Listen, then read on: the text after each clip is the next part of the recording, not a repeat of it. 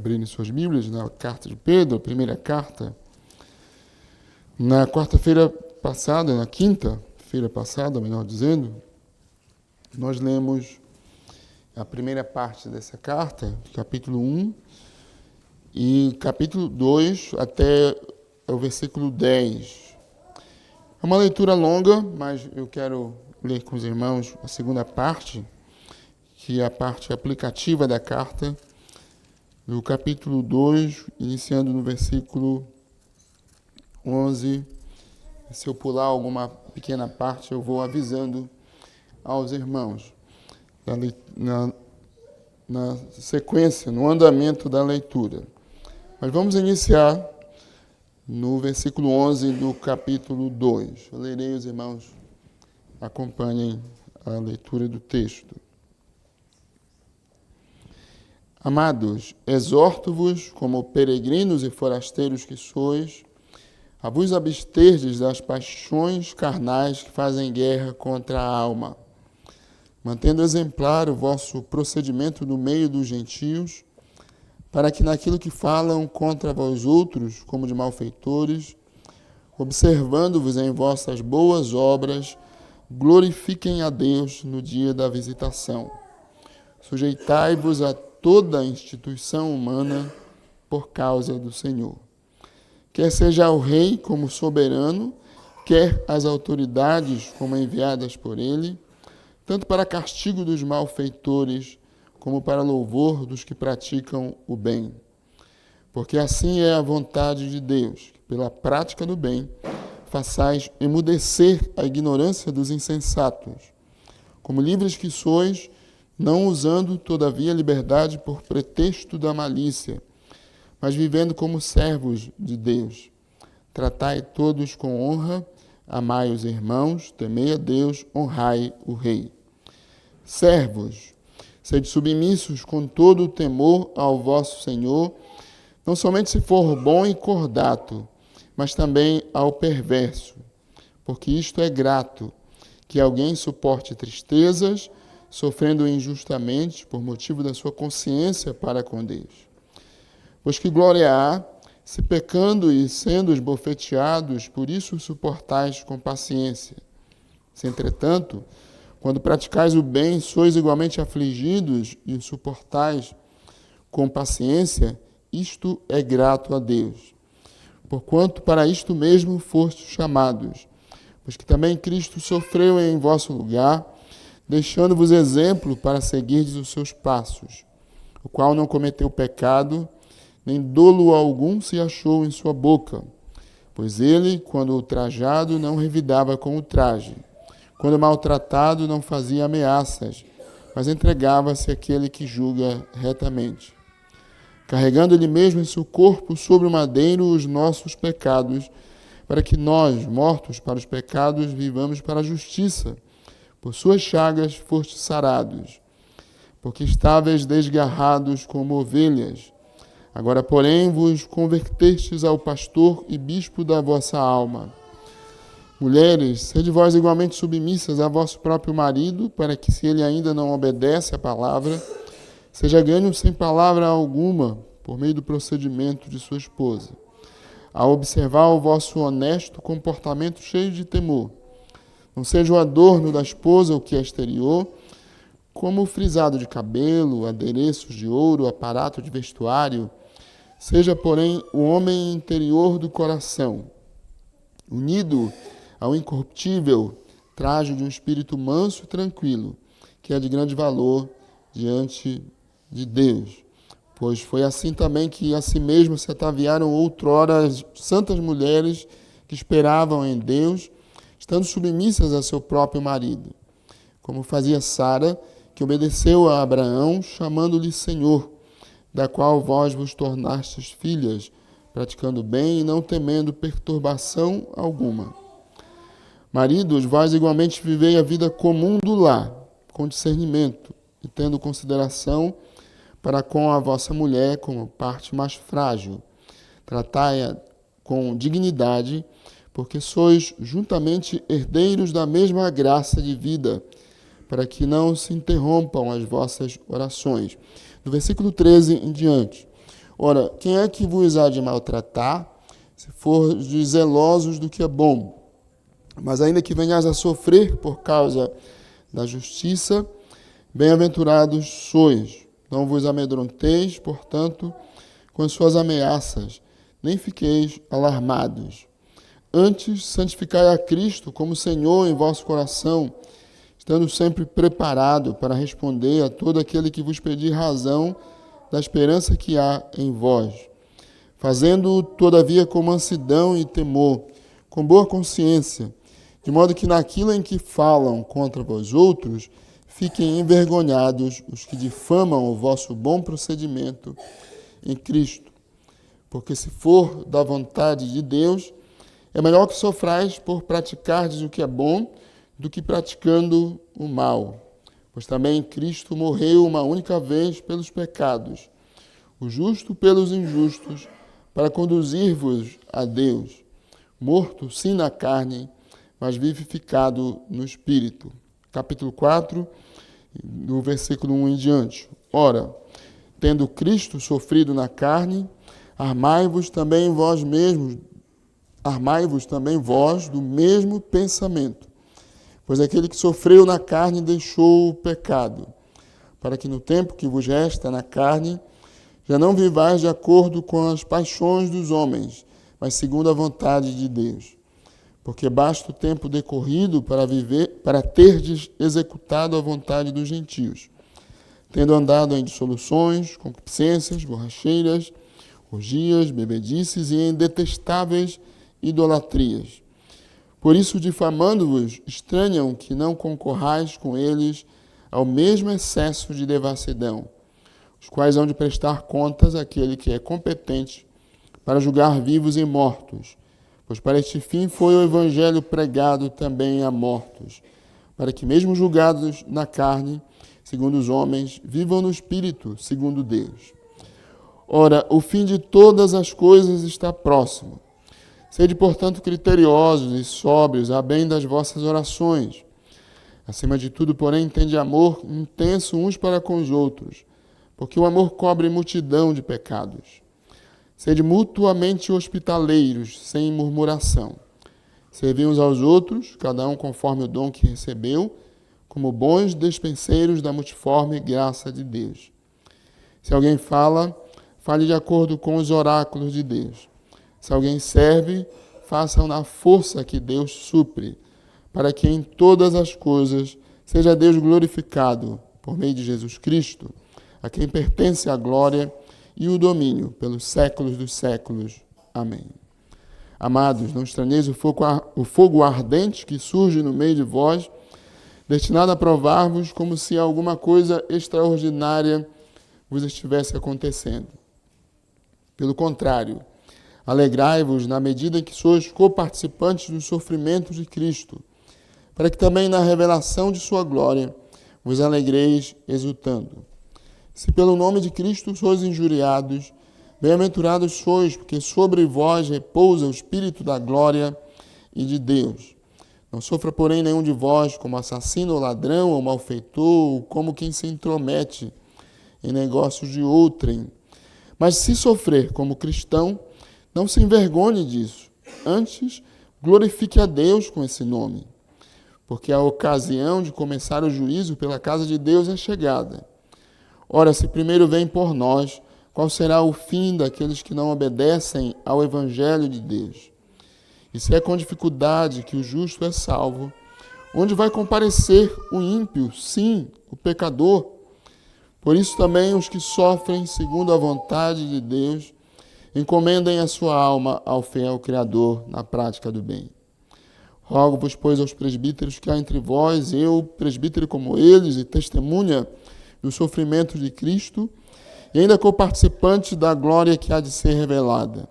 Pastoreai o rebanho de Deus que há entre vós, não por constrangimento, mas espontaneamente como Deus quer, nem por sorte da ganância, mas de boa vontade, nem como dominadores dos que vos foram confiados, antes tornando-vos modelos do rebanho.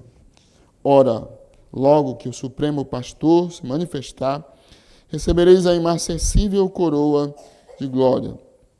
Rogo igualmente aos jovens Sede submissos aos que são mais velhos. Outros sim, no trato de uns com os outros, cingivos todos de humildade. Porque Deus resiste aos soberbos, contudo aos humildes concede a sua graça. Humilhai-vos, portanto, sob a poderosa mão de Deus, para que ele, em tempo oportuno, vos exalte, lançando sobre ele toda a vossa ansiedade, porque ele tem cuidado de vós. Sede sóbrios e vigilantes.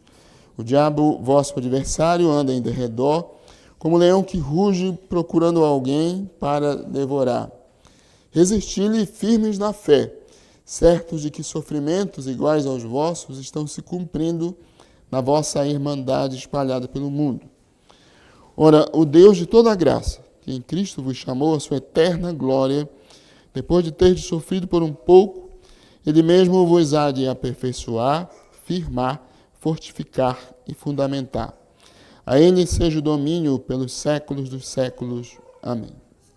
Vamos ler até aqui e meditar brevemente, meus irmãos, nessa passagem longa, metade da primeira carta do apóstolo Pedro. Na quinta-feira passada, nós lemos a primeira parte e eu fiz menção aos irmãos, ou quis destacar a importância da doutrina, não apenas de conhecer a doutrina, não apenas de saber a doutrina intelectualmente, com a nossa cabeça, com a nossa mente, ou decorá-la, mas de crer nas doutrinas do Evangelho, nas doutrinas da graça, porque é crendo nas doutrinas que somos fortalecidos, encorajados, animados a viver para a glória de Deus, mesmo que nós estejamos enfrentando adversidade, ou perseguições, ou lutas, em razão da fé, por exemplo, que era o caso das igrejas para as quais o apóstolo Pedro escreveu. Ele escreveu com o propósito de encorajar as igrejas, os nossos irmãos do primeiro século, a perseverarem na fé em meio às lutas que começavam, se aproximavam ou que estavam crescendo. Eram os dias do imperador Nero. E maiores perseguições viriam sobre a igreja, mas aqueles irmãos já estavam sofrendo em razão da sua fé, em razão da sua fidelidade ao Senhor. Então, eu lembrei aos irmãos que essa carta, melhor dizendo, pode ser dividida facilmente em duas partes. A parte da doutrina, onde temos o apóstolo Pedro dizendo: cinjam o vosso entendimento, a compreensão do Evangelho. Preparem os seus corações, estejam prontos para a vida cristã, tendo no coração, na mente, crendo no Evangelho do Senhor, estando cientes daquilo que Deus fez por nós em Cristo Jesus. Hoje eu quero apresentar aos irmãos um esboço da parte da prática, das aplicações práticas das doutrinas, onde o apóstolo Pedro começa dizendo: mantenham exemplar o vosso procedimento no meio dos gentios. É muito claro que ele vai falar da vida, do procedimento, da maneira de viver, da forma como nós agimos na caminhada para o céu, no meio das pessoas, nos vários relacionamentos que temos enquanto estamos aqui indo para a glória. Só para recordar, na primeira parte, na parte de doutrina, o apóstolo Pedro nos lembra daquilo que Deus fez por nós. Ele nos elegeu, nos regenerou, Ele está nos preservando na fé, Ele nos santificou em Cristo, Ele nos resgatou pelo sangue de Cristo e está nos edificando pela palavra, edificando a sua igreja, para sermos um povo dedicado a Ele. O texto termina essa primeira parte dizendo: vós sois, em razão da eleição, regeneração, redenção, chamada santificação, da edificação em Cristo, vós sois raça eleita, sacerdócio real, nação santa, povo de propriedade exclusiva de Deus. Também Pedro termina dizendo qual é o propósito disso, a fim de glorificarmos a Deus proclamando as suas virtudes, proclamando quem Deus é, proclamando a graça, a soberania, o juízo, o amor, a misericórdia de Deus, aquilo que Deus é e aquilo que Ele fez por nós em Cristo Jesus. E isso abre caminho para a parte prática, onde Pedro, como lembrei aos irmãos, começa dizendo: mantenham exemplar o vosso procedimento no meio das gentes, por causa do Senhor, para a glória do Senhor, porque isso é a vontade do Senhor. E o que Pedro nos diz, meus irmãos, nessa parte da carta? Em razão de sermos o que somos da obra de Deus e por nós, em razão de sermos o que somos em Cristo, o povo santo dedicado ao Senhor, nós devemos ter um comportamento exemplar na sociedade na qual nós vivemos, no país no qual nós estamos, no lugar no qual nós moramos, com as pessoas com as quais nós convivemos. Pedro diz isso no capítulo 2, versículos 11 até o versículo 25.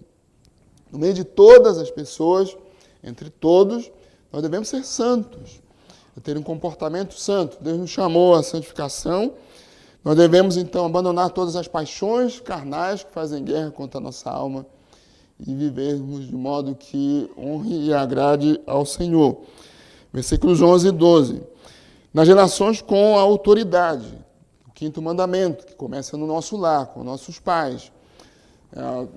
Nós aprendemos a respeitar a autoridade desde o nosso lar, com os nossos pais, aprendendo a obedecer aos nossos pais, obedecer e honrar aos nossos pais, a amá-los e a fazer aquilo que eles nos ordenam sem ficar perguntando muito por quê, quando pequenos, quando criancinhas.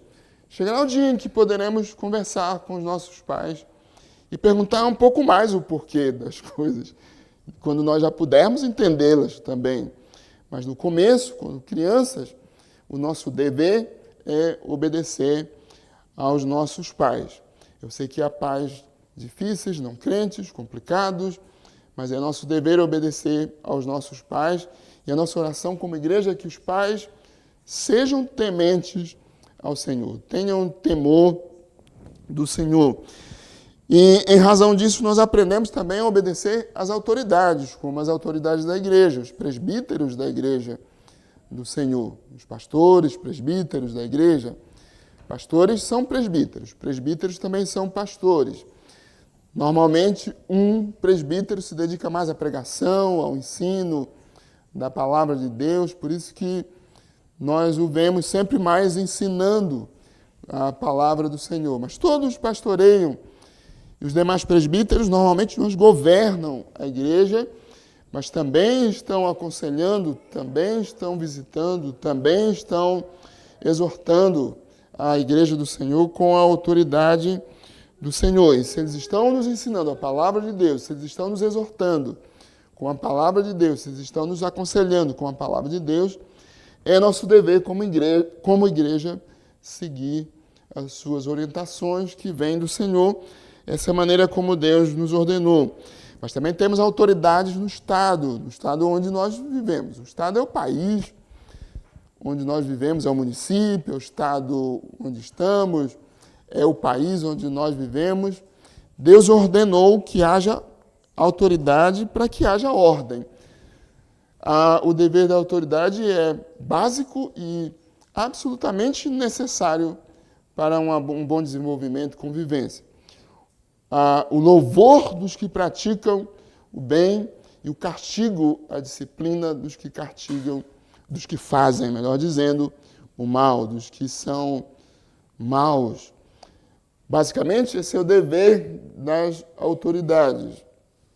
Para isso, as autoridades têm diversas instituições pelo país, mas elas têm esse dever básico. É triste ver como as autoridades políticas que têm esse dever civil de governar o seu povo não sabem dos seus deveres ou negligenciam os seus deveres ou, mesmo sabendo dos seus deveres, agem de maneira contrária aos seus deveres que foi lhes dado por Deus. Eles não têm autoridade de si mesmo, mas a autoridade que vem de Deus. Deus ordenou a existência do rei. Deus ordenou a existência do governo, das instituições, na sua graça comum, para o nosso próprio bem. O louvor dos que praticam o bem, o incentivo, o apoio dos que praticam o bem e a disciplina, o castigo dos que fazem coisas más, dos que são criminosos, dos que fazem coisas que vão tirar a paz do todo, daquele país, daquele lugar. É nosso dever, como cristãos, meus irmãos, orar pelos nossos pais, orar pelos nossos presbíteros e orar pelo nosso país, pelas autoridades do nosso país. É nosso dever, como igreja, como crentes, temendo a Deus, porque tememos ao Senhor, honrar as autoridades. E às vezes elas são difíceis. E muitas vezes elas não merecem honra. Mas olhando para a autoridade como uma instituição ordenada, dada por Deus, para o nosso próprio bem e a glória dele, nós devemos honrar a autoridade. Pensem, por exemplo, em Daniel na Babilônia. Pensem em José no Egito. José no Egito não tinha um governador crente, fiel, temente a Deus. Era um governador que tinha seus deuses, suas manias erradas e direção errada. Quem não tem Deus sempre terá alguma direção errada, ou não tem temor nenhum de Deus. Pensem em José, em Daniel e seus amigos na Babilônia.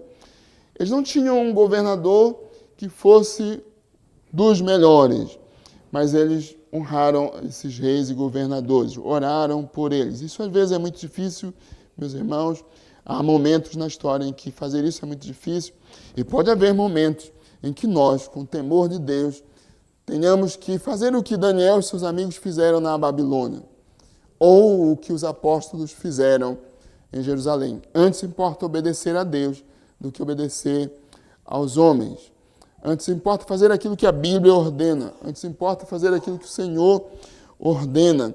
Às vezes precisamos, com temor, mas com firmeza e convicção cristã, bíblica, dizer o que está errado, nos portar contra o que está errado, levantar contra aquilo que é ou está errado. Mas é nosso dever honrar a autoridade. Essa parte do texto, a certa altura, diz: temei a Deus, honrai o rei, tratai a todos com honra. Isso é, meus irmãos, parte do nosso dever cristão.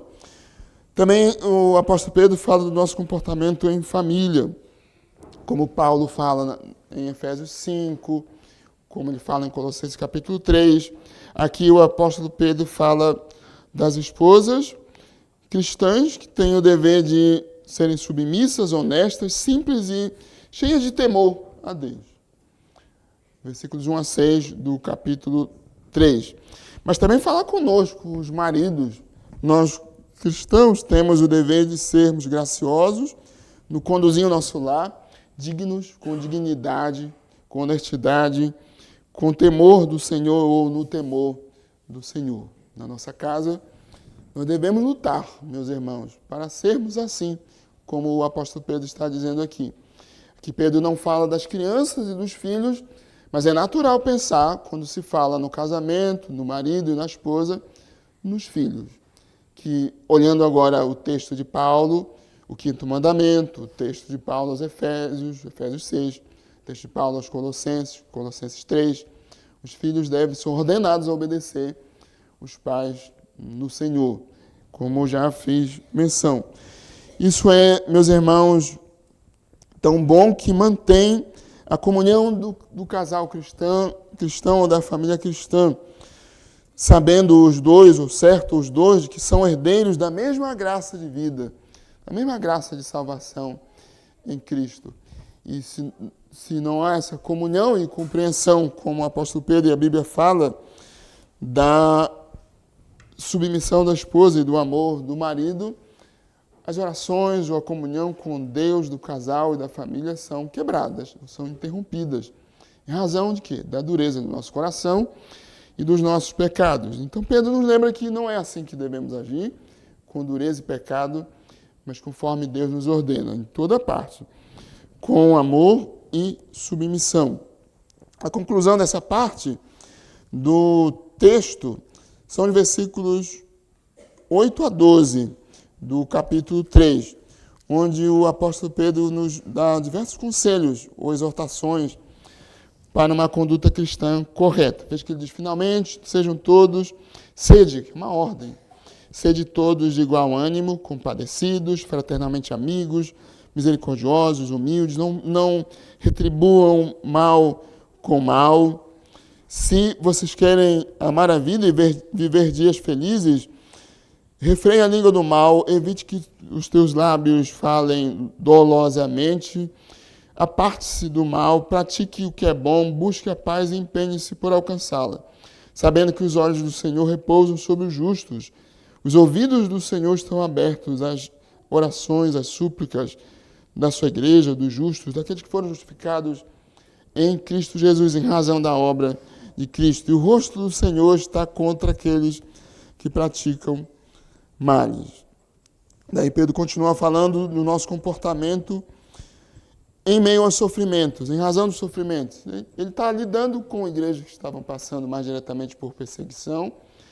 E nós sabemos, meus irmãos, Paulo diz algo que nós nunca devemos esquecer. Todos quantos querem viver piedosamente em Cristo Jesus serão perseguidos de uma maneira ou de outra, às vezes mais, às vezes menos. Pensemos na igreja, não apenas na nossa vida ou apenas nesta congregação, porque agora mesmo há irmãos nossos que estão sofrendo, morrendo, sendo perseguidos ou presos, ou têm perdido a sua liberdade num grau ou no outro, em razão de Cristo, do Evangelho, da fé em Cristo, em razão do seu testemunho. Isso pode vir a acontecer conosco. É só nós estudarmos ou lermos ou lembrarmos da história. Como perseguições da fé podem vir a acontecer com a igreja. Mesmo aqui, nesse contexto tão tranquilo, não é? Nós podemos ser afetados por leis e governos e perseguições à igreja do Senhor.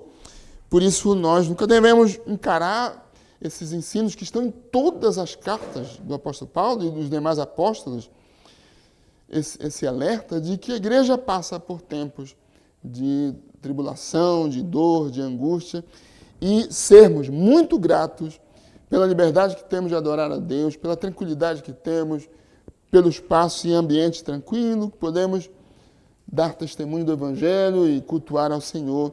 Nós devemos ser sempre muito gratos. Aqui o apóstolo Pedro fala que nós devemos dar um bom testemunho, um testemunho fiel, seguindo o exemplo de Cristo, quando enfrentamos lutas e tribulações. Santificai a Cristo como Senhor em vosso coração, estando sempre preparados para responder a todo aquele que vos pedir razão da esperança que há em vós. Mas façam isso com mansidão e temor, boa consciência, de modo que naquilo em que falam contra vós outros, fiquem envergonhados os que difamam o vosso bom procedimento em Cristo. Porque se for vontade de Deus, é melhor que sofrais por praticardes o que é bom do que praticando o que é mal. Lembrem-se, saibam, Cristo morreu por nossos pecados. O justo morreu pelos injustos.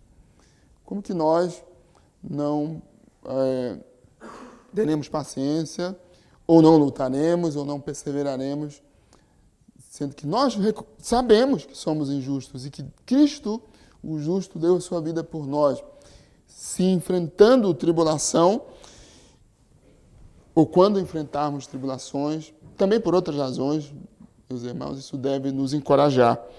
Nós não somos merecedores de nada. Contudo, Cristo quis nos salvar. Ele quis nos dar a vida. Se agora eu morrer, eu estarei com Ele. Aqui também Pedro diz que há uma luta. O cristão está num combate, diria que como que de corpo a corpo até nesse mundo, para viver segundo a vontade de Deus. Versículos 1 a 6. No tempo que vos resta na carne, já não vivam mais de acordo com as paixões dos homens, mas segundo a vontade de Deus. Basta o tempo decorrido para teres executado a vontade das pessoas, dos gentios, do mundo, em rebelião contra Deus, quando vocês andavam em todo tipo de pecado. Como vocês não estão mais vivendo desse modo, por isso difamando-vos, estranham que não concorrais ou não andais, não vivais com eles no mesmo excesso de devassidão. Aqui também o apóstolo Pedro nos diz a respeito da luta do cristão para uma vida de serviço, de comunhão com sua igreja, de serviço cristão, de amor pelos irmãos e servidão em meio às lutas. Não é para relaxarmos do culto, do serviço cristão, da comunhão com a igreja, da edificação da igreja, do amor por nossos irmãos e da alegria da comunhão em meio às lutas, em meio às tribulações. Pedro diz isso nos versículos 12 a 19 do capítulo 4. Ou dos versículos 7 a 11, melhor dizendo. Versículos 7 a 11 do capítulo 4. Nos versículos 12 a 19, ele fala da finalidade dos sofrimentos ou das provações. Deus quer provar a nossa fé. Versículo 12. Lembremos daquilo que a Bíblia diz em outros lugares. Tiago, por exemplo, nos diz: alegrai-vos quando vocês suportam provações, sabendo que a provação da vossa fé produz perseverança, experiência, esperança. Também Paulo, em Romanos capítulo 5, fala desse modo, no início do capítulo 5. Então Deus nos prova mesmo ao longo da jornada para o céu, prova a nossa fé. Mas também essas provações têm a finalidade de dar-nos a oportunidade de sermos coparticipantes dos sofrimentos de Cristo. Tem gente que levanta a bandeira por alguém, às vezes é necessário mesmo, por alguma razão nobre, boa, certa, justa. Mas alguns nem olham para essas virtudes, levantam a bandeira por qualquer razão e por alguém por quem são apaixonados. E não por princípios e virtudes, etc, etc. E nós, meus irmãos, é uma glória e uma bênção sofrer por Cristo. Não sofra nenhum divórcio por ser assassino, ladrão, malfeitor, ou por se intrometer nos negócios dos outros. Mas se sofrer pelo nome de Cristo, Paulo diz, sois bem-aventurados, porque sobre vós repousa o Espírito da glória e o Espírito de Cristo, que é mais uma razão dos sofrimentos. Salientar a bênção da nossa união com Deus em Cristo, que é evidenciada pela presença ou habitação do Espírito Santo de Deus em nós, como Pedro, melhor dizendo, diz aqui. Também os sofrimentos têm a finalidade de nos encorajar a praticar o que é bom. Parece contraditório. A gente sofre, somos desencorajados, ou nosso coração pecador, nossa natureza e a astúcia de Satanás, quando a gente sofre, às vezes somos encorajados a não perseverar no que é bom. O que é bom é aquilo que agrada a Deus ou honra a Deus. Mas aqui Pedro diz que os sofrimentos por Cristo são também para nos encorajar a praticar o que é bom. Versículo 19 do capítulo 4. Por isso também os que sofrem, segundo a vontade de Deus, encomendam a sua alma ao fiel Criador na prática do bem. E depois, meus irmãos, ainda Pedro fala com os presbíteros da igreja, com os pastores da igreja. Em todo tempo, os pastores e presbíteros são necessários na ordem de Deus para a igreja, na ordenação de Deus para a igreja, no método de Deus edificar a sua igreja e conduzir a sua igreja, governar a sua igreja. Imaginem em meio aos sofrimentos. São esses os primeiros que vão sofrer e que têm o dever de encorajar a igreja, como Pedro está fazendo aqui. E por isso ele exorta aos presbíteros, exorto aos presbíteros que pastoreiem a igreja do Senhor em meio às lutas, em todo o tempo. Aqui ele está falando em tempo de sofrimento, mas é em todo o tempo. A exortação de Pedro é para nós, presbíteros, pastoreai o rebanho de Deus. Versículos 1 e 2 do capítulo 5, que é alimentar, conduzir ao pasto, conduzir às águas, livrar do mal, guardar, guiar a igreja do Senhor. A orientação, a direção dada pelo apóstolo Pedro, pelo Senhor, aos presbíteros, de como pastorear, como Deus ordena, ou como Deus quer. Versículo 2 e versículo 3 do capítulo 5, como Deus ordena na sua palavra. E há um encorajamento para os presbíteros